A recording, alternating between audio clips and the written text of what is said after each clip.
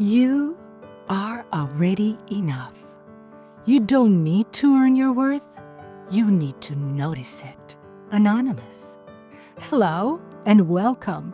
My name is Rebeca, and this is the AMOR Factor. Hello, masterpieces, life helpers, caregivers, artists, and co-creators. In our last episode, we explored the power of play, how it helps us connect with joy, regulate emotions, and build relationships. We also touched upon how it can stimulate your creativity and how being creative is your birthright as the masterpiece you are, the love expression of the architect of the universe. Today, we're going to go deeper into more expressions of the art of using your hands in the process of being creative. And since getting your thoughts on paper may be a great start in exploring your creative path, I thought you may want to know that it can make a difference how you put those thoughts on paper. This difference may be significant enough to pause and reflect, because the way you write may influence how you continue to nurture your brain function so you stay sharp and capable. In today's age of technology, we find ourselves using different forms of written expression, with the keyboard being the preferred form of communication.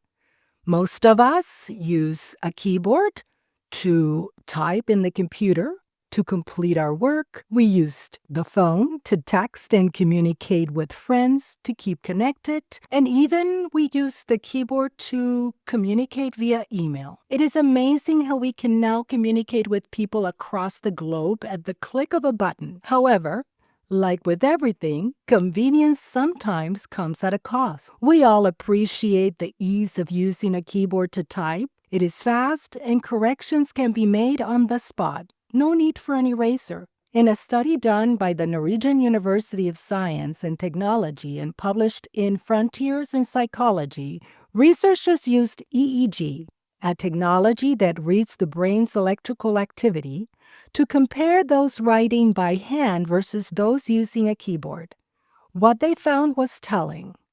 The authors concluded, quote, handwriting, but not typewriting, leads to widespread brain connectivity related to learning and memory, end of quote. They added that control over your fingers forced you to focus and attend to what you are doing. Typing is a more repetitive movement that exchanges awareness for speed. That makes sense, and it may have huge implications for our learning environments of the future and how sharp we keep our brains. In another study published in 2025 in the Life Journal titled "The Neuroscience Behind Writing," the authors highlighted the power of the pen versus the keyboard.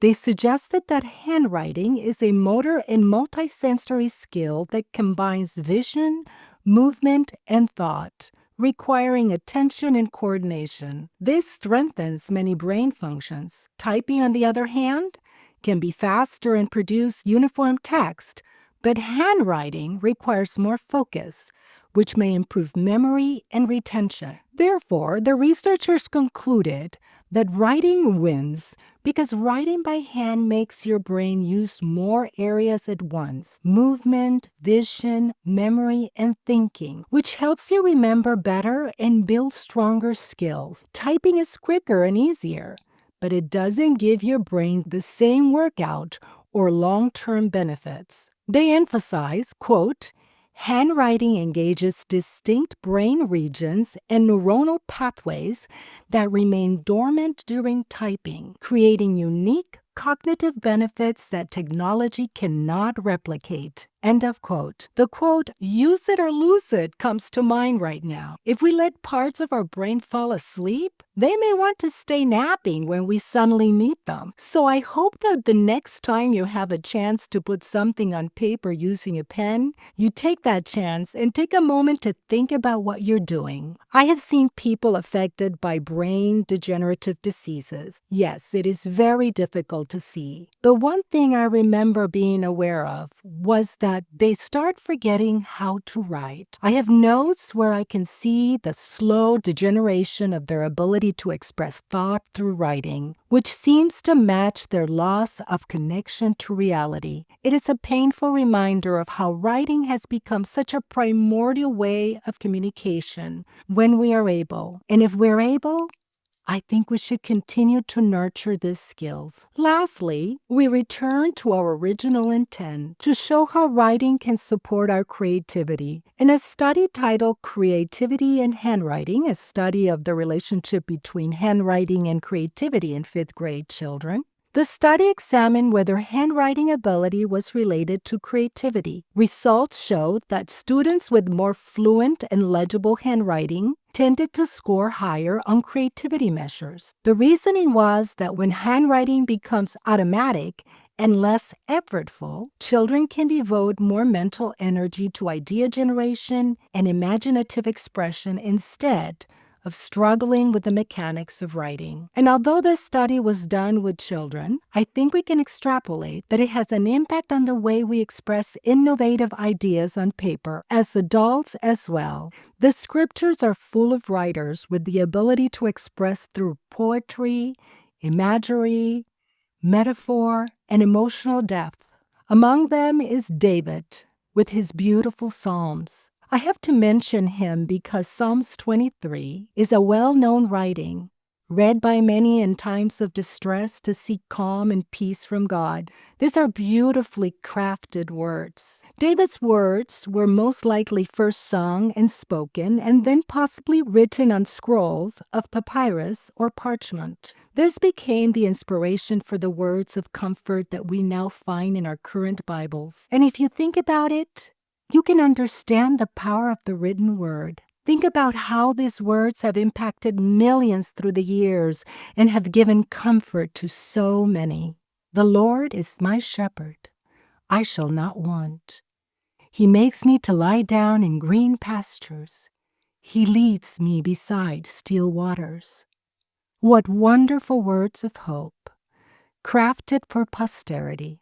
So the next time you think about whether it would be a waste of time to write that story, that poem, or even that idea, I want you to remember that there is a world out there thirsty and hungry, maybe just to feel comfort, or maybe just to feel hope, because you are the masterpiece that was created for just this moment.